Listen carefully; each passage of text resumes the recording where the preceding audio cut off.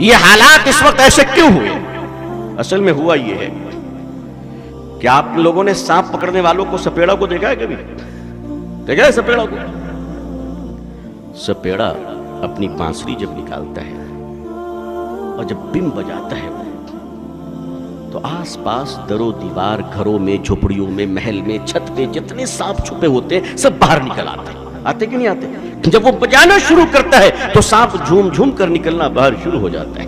باہر سپیڑا، محلے میں اتنے سانپ تھے پتہ ہی نہیں تھا، ہمیں پتہ ہی نہیں تھا۔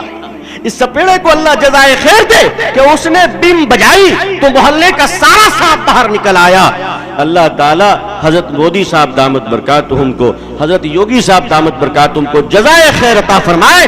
برسوں کے بعد ایسا سپیڑا ہمیں ملا ہے جس نے بم بجائی تو ہمارے آستینوں سے سانپ نکل رہے ہیں، مدرسوں سے سانپ نکل رہے ہیں، مسجدوں سے سانپ نکل رہے ہیں، علی گڑھ سے سانپ نکل رہا ہے، روشن دان سے سانپ نکل رہے ہیں۔ اتنے دنوں تک وہ سارے منافقین اور سارے آستینوں کے سانپ جو اہل حق کی جماعت میں گھس گھس کر کاٹ رہے تھے، ڈس رہے تھے، ملت کو تباہ کر رہے تھے، یہ تو بیچارے آگے۔ اللہ بھلا کرے ان کا، ان کی عمروں میں خوب برکتیں عطا فرمائے کہ صاحب انہوں نے بانسری ایسی بجائی کہ آستینوں کے سانپ باہر نکل آئے، اور ایسا نکلے کہ نکلنے کے بعد جو 30 برس سے علماء کو گالی دے رہا تھا، جو 30 برس سے قرآن و حدیث کو گالی دے رہا تھا، عارف محمد خان کو کیا گورنر کیرلا کا بنا دیا گیا کہ جتنے چھوٹے چھوٹے سپولے پیچھے تھے انہوں نے کہا مالک دعا پرانی ضرور تھی مگر سن لی تو نے، عارف جب گورنر بن سکتا ہے تو ہم کیوں نہیں بن سکتے؟ اب وہ سارے کے سارے تیار ہو گئے، بھارت کے اسٹیٹ سے زیادہ گورنر کے کینڈیڈیٹ تیار ہو چکے ہیں۔ یہ اصل کھیل یہ ہے کہ شاید اس غلاظت کی تقسیم میں ہمیں کچھ حصہ مل جائے۔ یہ وہی لوگ تھے جو لکھنؤ میں جمع ہوئے تھے مسلم پسندہ بورڈ کی ورکنگ کمیٹی سے 2 دن پہلے حیات ہوٹل میں کہ ہم زمین دے دیں گے۔ آپ کے ابا کی ہے جو دے دیجئے گا، ہے آپ کے ابا جان نے رجسٹری کیا تھا آپ کے نام پہ، آپ دے دیجئے گا۔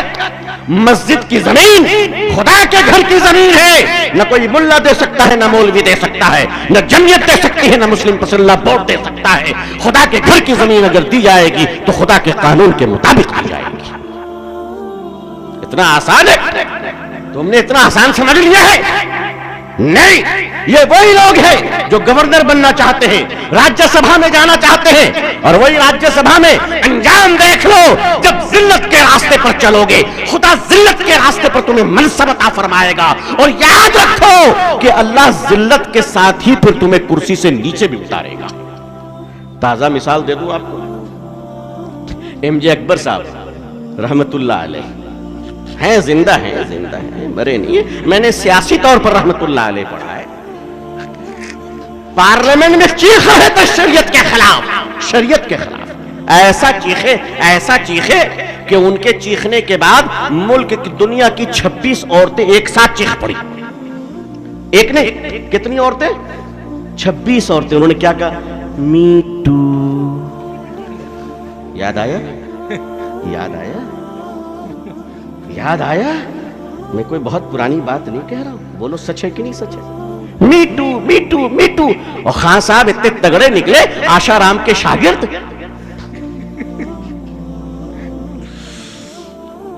ایک ساتھ 26 عورتوں نے۔ مسلمان پر الزام 4 رکھتے ہیں ہمیں، میاں یہ دیکھو بڑھاپے میں دیکھو 80 سال کے بوڑھے سب کہاں ہیں اس وقت۔ می ٹو کا الزام لگا، عورتوں نے الزام لگایا، تم ناری ادھیکار کی بات کر رہے تھے، ناریوں نے تجھے کرسی سے نیچے اتار دیا، وزارت گئی، عزت اور ایمان تو جو گیا تھا وہ چلا ہی گیا۔ اس لیے یاد رکھیے کہ اللہ منصب بھی دے تو اللہ سے عزت کے ساتھ منصب مانگیے، ورنہ لیڈرشپ کے جتنے منصب ہیں، جتنے عہدے ہیں، جتنے وقار ہیں، یہ سب تباہ و برباد کر کے رکھ دے گا۔